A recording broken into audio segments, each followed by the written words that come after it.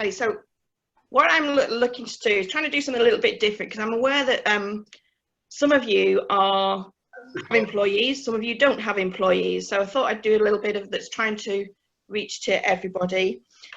So what I did first was what the COVID-19 has brought us. So we're looking at the key workers, and you know, hands off to them. They've all been brilliant and they're really great. So there may be some need to recognise those people as you go forward.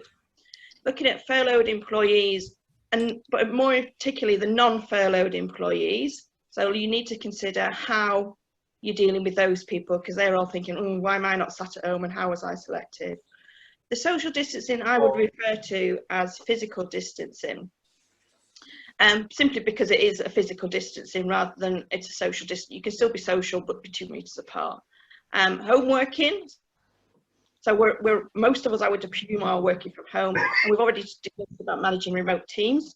Communication and technology, we've just been had a good conversation about that, so that was perfect linking in for me on that one. But it's also brought us volunteering. So you may have people in your business that are now volunteering for the NHS. You may have people that are already volunteering that you didn't know about. And then sadly, it has brought us reduced hours, layoffs and redundancy. So what I wanted to talk about was a little about organisation design. This is a bit of a HR speak, also known as OD. I've also put all redesign.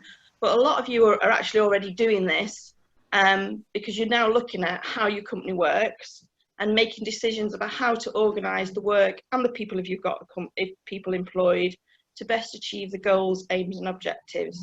So that's what I wanted to talk about for a couple of slides. It's just so that you can understand how that fits, and I've got a couple of models on a few slides down to make sure that you're incorporating everything you need to.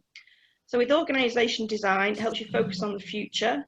You're creating a gap analysis, and I know you business people will be quite aware of what a gap analysis is, but also it's really about taking a holistic review, so that you're not just looking at one particular thing in its place and that's the only thing you focus in. You focus more on things such as systems, your structures, your people practices, rewards, performance measures, policies and processes, culture, and the wider environment. So what normally triggers organisation design? So something like COVID-19, definite trigger, internal or external factors that require a reaction. So it could be changing in legislation as well. So it could be, I was thinking more along the lines of tier 2 immigration, and that could impact lots of businesses as we go forward with recruitment. New technology, so we've listed off reams and reams of different technology things there, such as Zoom, Asana, Monday, Trello, Zapier, some things I've never even heard of. All these things that are triggering us to a reaction. Also looking at reduced operating costs. There's a number of businesses I've been speaking to who really are suffering, and their costs are right down. They're not getting any money in, and they're not sort of adapting to the change at all. And we also need to look at, a trigger point could be organisation strategy. So this is where people have decided to adapt. So Paul, you've just mentioned about doing online things, webinars, various things like that. You've completely changed. So that's a reaction for you as well. And then also consolidation and reconfiguration. So it could be transfers of 2P, various things like that. What we said as well, consideration should be given that there is not just one main focus of change, and you should be just looking at the long term really. So it's just not a short-term change to make changes in place, but to make sure this is how you want your organisation, the benefits, the objectives, that they fit. So here's the couple of models for me, just bear with me. So what I spoke about before, so this is what's key. There's two models, the theory bit is the McKinsey 7S model and the STAR model. So it makes, if you're looking at your strategy, you need to also look at, well, for your business, what does the structure need to be? What style are you going to have? What staff you're going to have? The skills and the systems, and how that incorporates to your share values. Now, one model may not fit all. So as you're looking at what you want to be in the future, or how you're going to change into in the future, then you might need to combine it with a different model as well, so that you could look at the strategy. I need to move that a minute. Strategy, again, your structure, but this time you're looking at the processes, how you get things done, rewards for employees or yourself, and also the people that you have. Is everybody with that so far? Yeah. Yeah. Yeah. So again, just to reiterate, these are models to help you as you're looking at your organisation design, so you can build in your objectives, where you need to, what you're looking to be as a vision for your organisation. But again, one model doesn't fit all. You can use a combination, and there is lots of these. These are just two I picked out because they're quite simple and to the point, really. A bit like me. Then we move on to so the gap analysis. So again, you're looking at what is the gap and how you're going to fill it. So you'll be familiar, I'm sure, with the SWOT, so the strengths, weakness, opportunities and threats.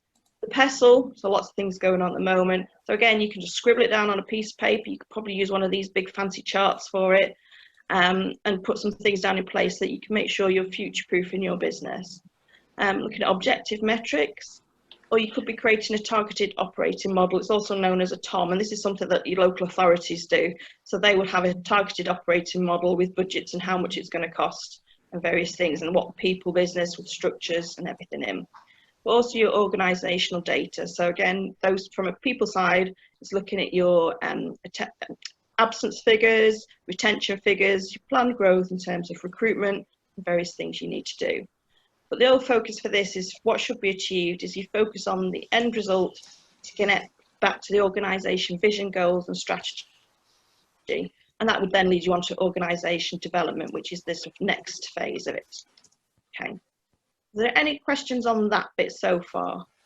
I'd take questions at the end, Nicky, it'd be easiest. Okay. So then I've put some list on what I think is going to become the new normal, and some of you have already mentioned this already. You will have seen lots of lists of what's going to happen in home working and what you need to do, and there is lots and lots of lists. There's even qualifications you can get now in managing remote workers. So for increasing home working, some of you will have home working policy, some of you won't. So it might be a good idea if you have got employees and you are thinking about the home working policy is going to be the future for you, then looking into that now. The employee rights, people working at home, they've got the same employment rights, equal opportunities as people working in an office space. So again, you need to make sure that you're getting those opportunities across to everybody, whether that's learning and development. Contact methods and regularity.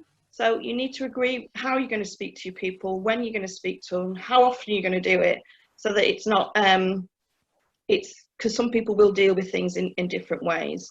Most of you will have provided equipment, IT and broadband.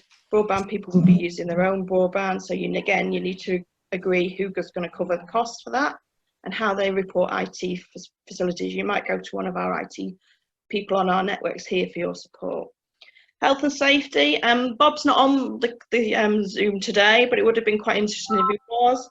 A couple of minutes. Yeah. So Bob, especially we spoke with Bob before about how your ergonomics are sitting at your desk and various things like that. Also doing risk assessment to make sure that people are working in a safe.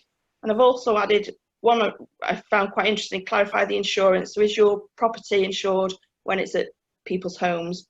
Data protection.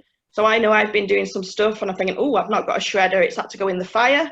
So it's various things like that, making sure everything's checked. And just lastly, for managing remote workers, again, as I said, there's some qualifications for this now, but some tips for the remote workers. Make sure it's a safety first, so that they are looking after themselves, that they're trying to take a lunch break away from your desk. Apparently, most of us have a 22-minute break and it's sat at our desk. We've spoke about the expectations for communication, the virtual team meetings. Emotional intelligence and one-to-ones is key. Somebody mentioned it earlier. It is really key. People, and those of you who've done Julie's course with the sales, will know about different types of personalities. And again, that's really key for managing remote workers, to understand how people need that support or not support, or just be autonomy to get on with jobs. You need to be flexible, setting clear expectations, trust colleagues, discourage presenteeism, so people logging on at 7 o'clock because that's the normal time that they would leave for work, right up to 6 o'clock in the evening or even later, and offer support and well-being. I can stop there, Paul, if that's the time. You've got about 30 seconds. Okay, and the last two, we spoke about software and technology improvements already. So again, from a people side of view, with there's good HR systems out there now. That most of it is cloud-based software, so you can upload documents straight away. You can book in scheduling one-to-ones with your team so that you're getting those all in place. It manages your people, all your documents are in one place, and you can actually manage the software and the processes from wherever you are in the world. Things that you need to be looking into. Okay, is there any questions?